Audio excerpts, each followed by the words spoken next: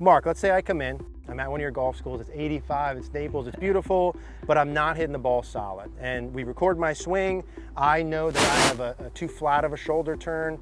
You say, all right, dude, let's start to work on this. What would be a drill that I could start with? Absolutely, I have an awesome drill. What I like to do is I'll take an alignment stick and I'll just put it in the ground about 6 to 8 inches to the inside of the golf ball. Gotcha.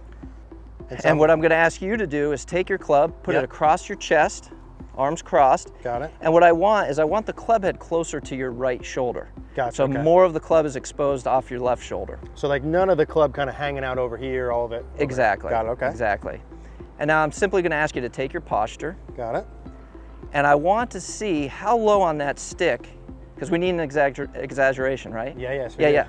So how low on the stick can you get that grip? How low on the stick can I get the grip? So I'm normal posture, club across. I'm gonna make my backswing turn, and I'm trying to go as low as I can. Okay, so that's beautiful.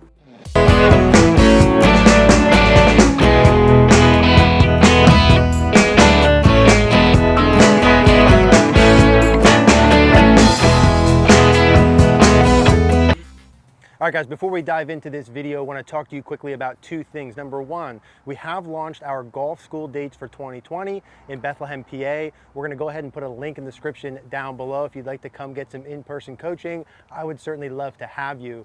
Now, if you can't make it to Bethlehem for in-person coaching, we'd still love to work with you via CogornoGolf.com. That's our online community full of golfers like yourself and myself looking to improve. That's where you can send me your swing. I can help identify priorities, take your game to the next level. Most importantly, as a member of Cogorno Golf, you get access to our Facebook group where you can post that swing, get into the community, get into the conversations. You get access to everything we have, all of the master classes, the member library, the practice section, as well as the quick fix section. Would love to see you guys there. All right guys, so as you can see, we are not here out at the Bethlehem Golf Club. We are here with Mr. Mark Durland. I know most of you guys are gonna know who Mark is, but if you don't, Mark is a top 100 golf magazine teacher. He's the director of instruction here at the beautiful Naples Grand here in Naples, Florida. It's about 85 degrees and sunny. Mark, thanks for having us out here today. Thanks, Eric, great to have you. Appreciate it. So now in today's video, we're gonna talk about an important backswing piece for compression that we think is a must. Absolutely. Right, to be able to hit the ball farther. And before we dive into all of that, why don't you guys here take a quick look at what we're going to talk about and how some good players do this move in their backswing. Okay, so what are we looking at here during the backswing that we need to do to be able to compress the ball? Now, while there's a lot of different backswing variations, one thing all good ball strikers do is that lead shoulder is going to work down during the backswing. Going to be some tilt. Huge correlation between solidness of contact. So, got Adam Scott. Everyone likes Adam Scott. I'm going to draw a straightish line, roughly where his lead shoulder is. What I want you to watch, imagine let's say a wall there, is how his lead shoulder, his left shoulder, is going to work down underneath the wall. Do you see that movement right there into his takeaway? So his left shoulder started roughly, we're guessing there, where that red line is. Notice as he works back, the left shoulder goes underneath the wall, and then by the time he gets to about left arm parallel, a good check point here for most people is these shoulders, and clearly from here his left shoulder is down much lower than his right shoulder. His right shoulder is this high, his left shoulder underneath there is this high, so his left shoulder is way underneath there. Now by the time he gets to left arm parallel, what you're looking for here is roughly a 90-degree-ish angle, right? So kind of perpendicular-ish of the shoulder tilt, meaning how much tilt should we have there. I'll pull up one or two more examples. So here's a Brooks Koepka during the backswing, another pretty good golfer, and we're going to see the same thing. If I can get him to his starting position, we're going to draw a rough estimate of where his lead shoulder is at address. We'll call it somewhere about there. As he starts to work back, notice initially during his takeaway that left shoulder goes where? It goes underneath the wall, right, which makes his left shoulder lower than his right shoulder, creating the tilt. And then as we get back to left arm parallel, we're going to see again kind of roughly what you're looking for. Hey, Eric, how much tilt should I have? As you're trying to get this kind of T going here, right? So lead shoulder goes underneath the wall. There's two examples. I could show you 100 that do it. If you draw a line across from your lead shoulder, get your shoulder going underneath the wall to start the backswing for more compression. All right, guys, so there you saw, right, the best players and good ball strikers clearly have a lot of tilt in their backswing. Their lead shoulder's going lower as they go back relative to their trail shoulder. Absolute must if you want to compress your iron shots. Now, luckily for us, Mr. Mark has a drill here that we're going to talk about that we haven't shown before, so I'm excited for you guys to see it, how you can start to learn, do I have enough tilt? How do I start to practice that? So, Mark, let's say I come in, I'm at one of your golf schools, it's 85, it's Naples, it's beautiful, but I'm not hitting the ball solid. And we record my swing, I know that I have a too flat of a shoulder turn. You say, all right, dude, let's start to work on this. What would be a drill that I could start with? Absolutely, I have an awesome drill. What I like to do is I'll take an alignment stick and I'll just put it in the ground about 6 to 8 inches to the inside of the golf ball. Gotcha. And what I'm going to ask you to do is take your club, put it across your chest, arms crossed. Got it. And what I want is I want the club head closer to your right shoulder. Gotcha. So more of the club is exposed off your left shoulder. So like none of the club kind of hanging out over here, all of it? Exactly. Got it, okay. Exactly. And now I'm simply going to ask you to take your posture. Got it. And I want to see how low on that stick, because we need an exaggeration, right? Yeah. So how low on the stick can you get that grip? How low on the stick can I get the grip? So I'm normal posture, club across. I'm gonna make my backswing turn, and I'm trying to go as low as I can. Okay, so that's beautiful. Yeah, so absolutely. if I made a backswing, and I went to flat, and now I'm getting ahead of you here. No, that's okay. And I went to flat, so that would clearly give me feedback. Here would be flat. Absolutely, miss the stick, over top the stick. Yeah, too far above. This would be the not compressed iron shot. And so if I'm someone who's here, I'm trying to get the butt of the club to hit the stick. If we have the distance right. Right. But the point being, go as low as I can to over-exaggerate. For the exaggeration, absolutely. So club across, so I'm gonna feel here that I'm gonna try and get this all the way down. So now when I do that, I'm feeling some different things than normal. Right, and some things that you're gonna feel, and I think what aids in getting that left shoulder lower is gonna be the left knee has got to bend some. Yep. And the left hip is going to work down. So if I make a backswing, and this is good, these are some things that people are going to feel when they do this.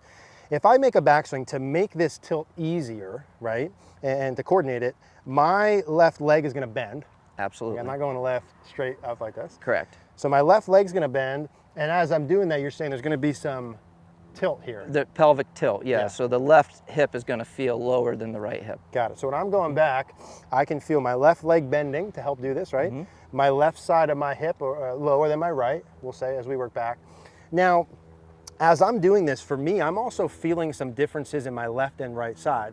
Now, I conveniently, sometimes in my backswing, don't have enough tilt. So these are real feels for me. When I go back and I do this correctly, when I'm trying to get it as low as I can, I have two feels here, Mark, and let's see if I'm on the right track. I feel like I'm doing like an oblique crunch. Absolutely. On my left side here. And as I'm doing that, I also get a sensation that my right side and like my right kind of oblique area is lengthened. Yeah, a lot of stretching there. Yeah. So if I did it poorly and I went back, now I feel like my left side's lengthened instead of kind of the crunch, right? And then I feel like my right side isn't stretched out at all when I do that. You might feel nothing on both sides as well if you're really flat. Yeah, gotcha. Might be I'm just standing here. Perfect. And so this is a beautiful, simple drill that I've never seen before. So take the stick here in front. We said 6 to 8 inches. You can kind of play around with that a little bit. Right. But the point being, how do I know if I have enough tilt and how can I practice it? Get the club across my shoulders, majority of the club on the left, and I'm trying to feel that as low as I can. Now, let's say I do that a little bit, and I want to start to transfer it. Let's talk a little bit about how we're going to take that out to the range, actually hit some shots with that. All right, Mark, so I get the drill, I've done it, right, and it feels pretty good. Now I want to start to hit balls because I'm sure as the golfers that you see as well, the practice swing's pretty easy, but what about when I have a ball there? Now, what we just talked about a little bit off camera is what I'm going to do is I'm going to go ahead and perform the drill with the stick right next to the ball, and then I'm going to hop in and basically try and retain that same feel and maybe even kind of exaggerate a little more with that ball there. You like that, General? Yes, I do, and it's all about transfer. Yeah. And can I take it from the practice into the actual? Yeah, exactly. Not just have my practice swing be good. That's right. And this, guys, I like how Mark does this where it's literally right outside the ball. Now, one little caveat I will say from face on, when you set the stick up, maybe put it a little to the right of center. That way when I'm doing this, for me who doesn't turn a lot either, I can feel like I get as low down as I can, and also it really helps me get a good, backswing turn as I go. I agree 100%. You like that? Absolutely. So I'm feeling the butt of the club lower. I really distinctly from that am feeling a left side crunch. So I'm going to try and come in. The thing I like about that is now you have a trigger to take into your golf swing. Exactly. If I have that left side crunch, Yep. I'm probably okay. Yeah, exactly. Okay, exactly. Perfect. So I'm going to take this now. Now I have a 7-iron here. When I start to do this in the beginning, we're probably doing like half swings, right? 100, Yeah. 120 yard. Right, we'll work our way up to full speed for Gotcha, sure. Gotcha, okay. Just focusing mainly on the feels, right? Yeah, got it. Okay. So I did the drill. I'm taking from that the left side crunch. Now for me, when I do that, that probably looks normal from down the line, but feels exaggerated. So let's go ahead. I'm just going to do a little half one. Left side crunch backswing. Yeah, that felt really good, Mark. Yeah, that's as good as it gets right there. And it's interesting when we do some of these when it's a fault that I personally have in my swing.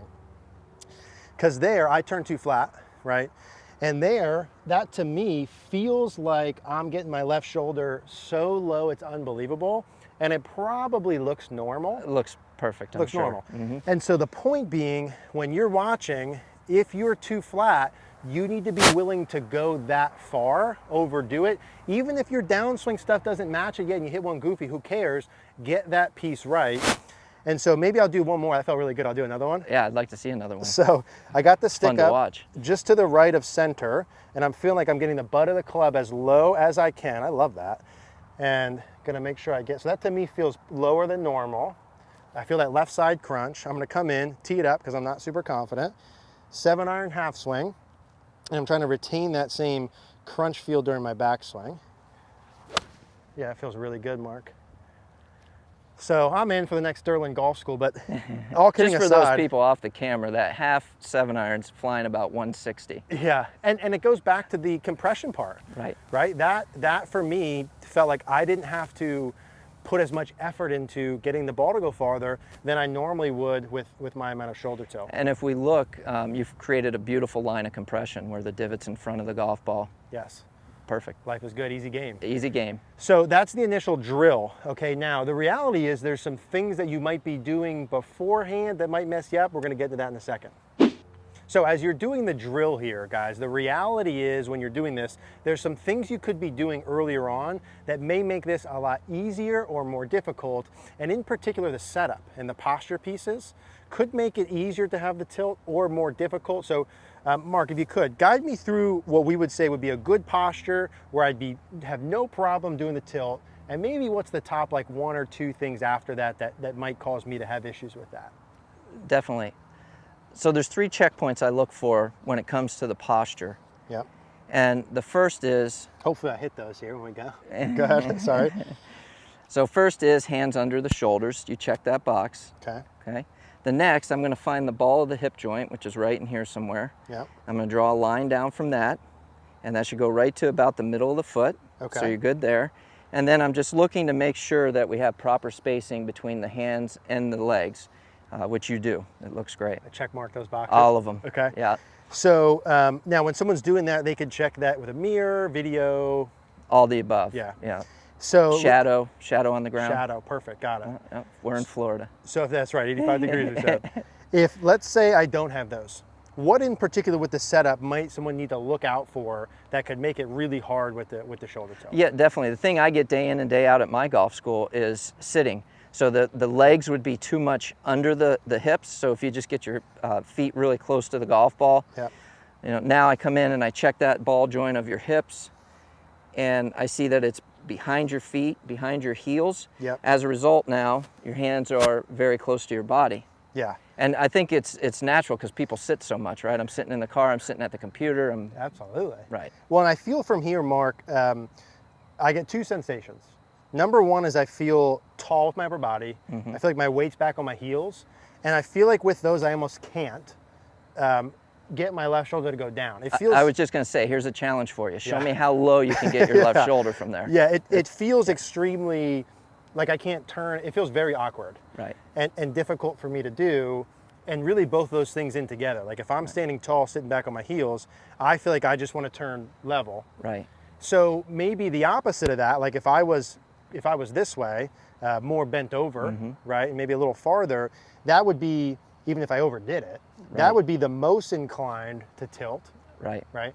The tallest and on your heels would be the least inclined to tilt. Well, the thing, when you're in that position, you're compressing your pelvis. Yeah, So there's a lot of pressure on your pelvis, so it's tough to tilt Feels and turn. terrible.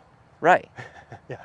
So hit the checkpoints is the take home here, right? Absolutely. Hit those checkpoints, look out for those setup pieces if that is an issue at all, and do the drill, get as low as you can, record yourself so that you can see what you're feeling. The level of exaggeration is not real. You may not have been able to see that, and I know I said this a couple times, that felt like my left shoulder was so low during the backswing and it probably looked normal. So for you to make it look normal, you have to do the same thing. I think it's a really good explanation and drill in terms of getting the lead shoulder to hit the ball more solid. If you guys have any questions, as always, leave a comment down below. If you're interested in coming to beautiful Naples ever, why wouldn't you? 85 and sunny.